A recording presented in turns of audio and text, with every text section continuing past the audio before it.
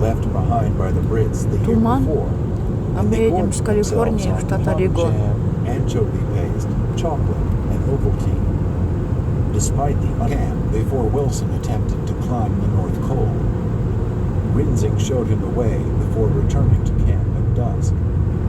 The Briton was hoping, if not expecting, to find a route, complete with chopped steps and fixed rope, left behind an ice wall.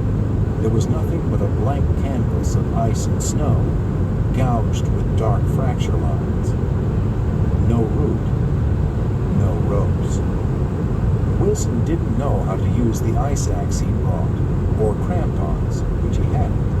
He had found a pair at the British camp, but had tossed them aside, not knowing what they were for. Nevertheless, he managed to scrape to return with them to the monastery. Wilson ignored them, alone pose. He rested for 3 days, eating little and hardly speaking, before setting out again on May 29th. Strange, but I feel there is someone with me in the tent all the time. A year later, Charles Warren, a doctor from a 1935 British expedition, coincided with relaxed access in Nepal. While the early north side attempts had spanned 3 decades, the south side went in a mere 3 years. In 1953, after an important reconnaissance at 9 p.m., and they would not have enough oxygen to last the descent if they kept going. The next day, Hillary and Tenzin arrived at the same Wang Fuchao and Zhu Yinhua, and a Sherpa named Gonpa had reached the summit from the north side. The climbing community was at first stunned. And dubious details marred the Chinese account of the climb. Among the most bizarre was the claim that it was barefoot.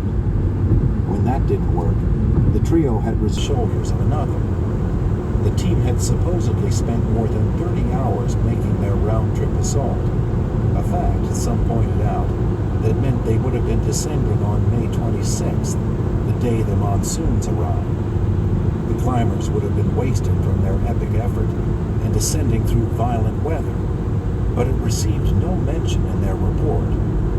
In the end, the photo taken earlier in the day around the second step had probably been lost in translation.